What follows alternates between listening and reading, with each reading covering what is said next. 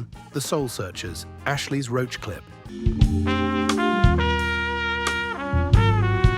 The funk groove that fueled some of 1988's hardest beats.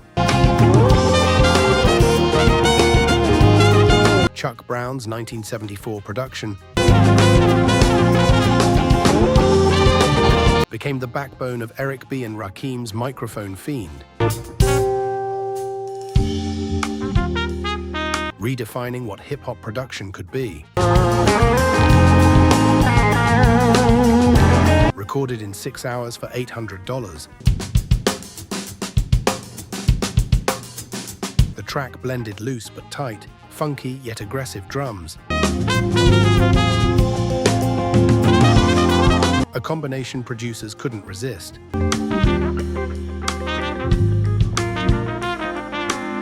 By the end of 1988, the sample had appeared on 17 different hip-hop releases. Even the Talkbox intro became iconic, signaling that serious beats were on the way.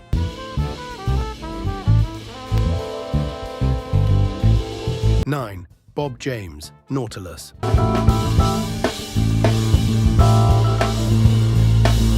The jazz fusion masterpiece that became 1988's most elegant sample. Released in 1974, this track's smooth bass line and Rhodes piano became storytelling magic when Slick Rick used it for children's story, which went gold with over 500,000 copies sold. Run DMC, Ultramagnetic MCs, and EPMD all reimagined it in different ways. Bob James recorded the track over 2 days for $12,000. Unaware it would become a pillar of hip-hop production.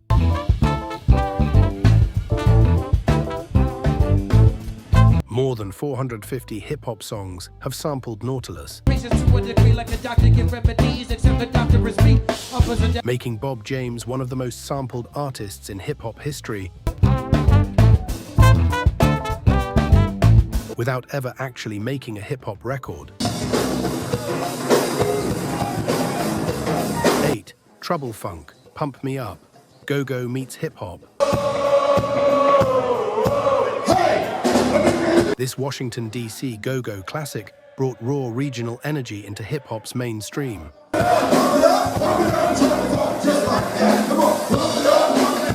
Public Enemy worked it in to Bring the Noise, and suddenly every producer wanted it. The original 12-inch cost $3.99 in 1984. But by 1988, it was being traded like currency. The chaotic, aggressive percussion at 233 became the most sampled go-go moment ever. Trouble Funk never saw royalties, but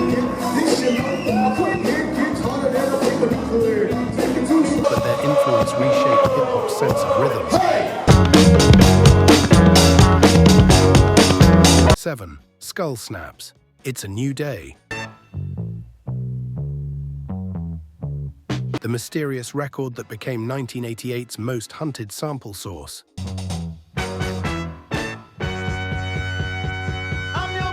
This obscure 1973 funk album, pressed in only 500 copies,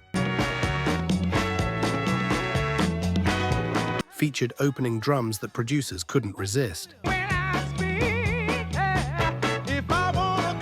Public Enemy, Gang Starr, and others sampled it throughout 1988.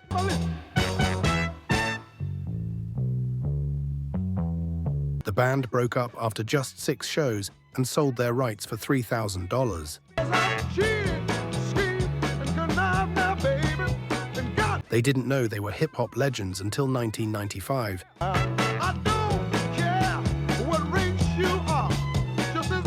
Yet those afternoon recorded drums have now appeared on more than 200 tracks. 6. Incredible bongo band.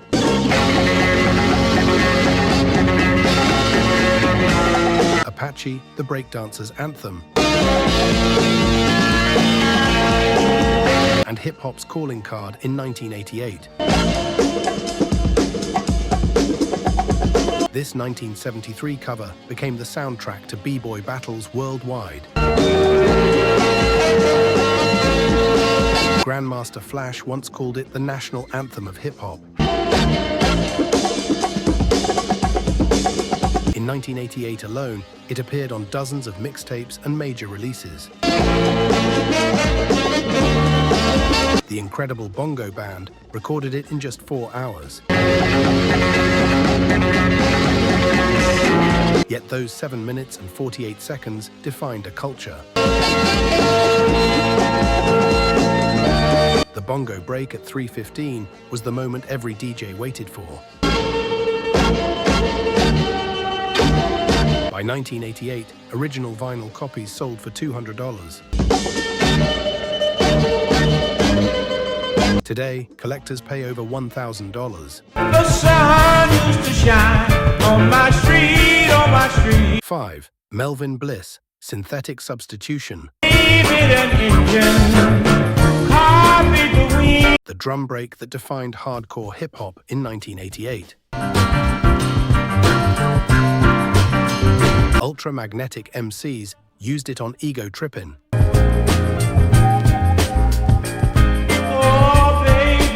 Establishing a new production blueprint for the underground. The original 1973 release was a commercial failure, selling fewer than 1,000 copies. The drums were recorded in a garage for $50. Yet by 1988, they were shaping the gritty East Coast sound.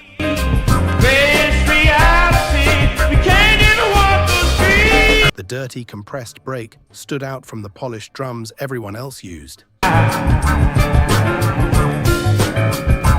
Producers discovered that pitching it down made it even grimier. Today, more than 350 tracks have sampled it. Synthetic substitution. From Public Enemy to Wu-Tang Clan.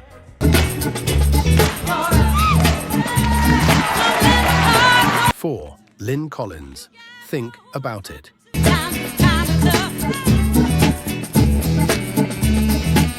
The female voice that powered 1988's hardest records.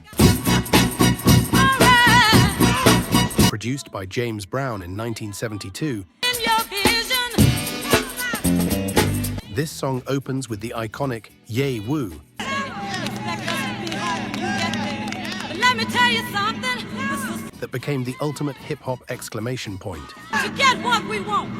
So, Rob Bass and DJ Easy Rock rode it to double platinum success with It Takes Two. It takes two to make it out of sight. Which spent 36 weeks on the Billboard charts. That's the thing I never will forget. Public Enemy layered it into Fight the Power. That you aren't doing anything but better do. EPMD chopped it for Strictly Business. What the future holds. Lynn Collins recorded those vocals in 2 takes for a flat $250 fee. It takes two to make a thing go right. Those 2 words ended up on records that sold more than 20 million copies. By 1989, the sample was everywhere. But in 1988, it was unstoppable. I think they got something they want to say. 3. The Honey Drippers, Impeach the President. Daddy's guilty. Daddy's guilty. Some people say. A break that launched 1,000 classics. Audio 2 used this groove to craft Top Billin', We should know about. one of 1988's biggest underground anthems. The original 1973 single no, we can't do that, man. No. Sold fewer than 5,000 copies. But by 1988, it had become every producer's secret weapon. The drums were so clean, so perfectly mixed, you could loop them without touching a thing. Ice Cube called it the perfect hip-hop drum pattern. DJ Premier said finding this 12-inch in 1988 felt like discovering treasure. Its political message faded into the background. They just got back from Washington, D.C. But those drums became immortal, appearing on more than 400 hip-hop songs. 2. The Amen Break, the Winston's 6 seconds that built an empire.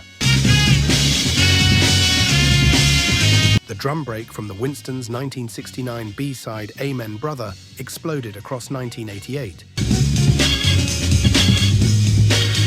N.W.A. used it. Mantronix flipped it. Third Bass chopped it.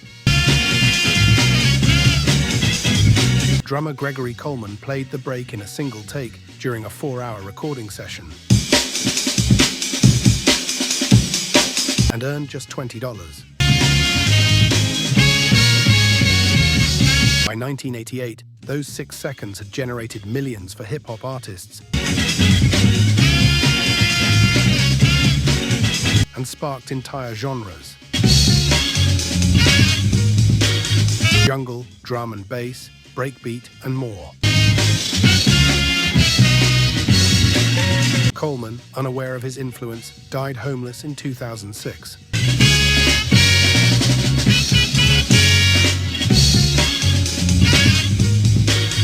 But his drumming became one of the most important sounds in music history. 1. James Brown, funky drummer. The most sampled break in hip-hop reached its peak impact in 1988. Public Enemy's Bomb Squad chopped up Clyde Stubblefield's iconic one-take drum solo for Bring the Noise, creating a chaotic, electrifying sound that redefined production. James Brown recorded the track in 1970 for just $750. By 1988, that 8-bar break had been looped on more than 1,000 hip-hop tracks. Despite his historic contribution, Stubblefield never earned a cent in royalties, even though his drums appeared on platinum records across the decade. This wasn't just a sample, it became hip-hop's rhythmic DNA.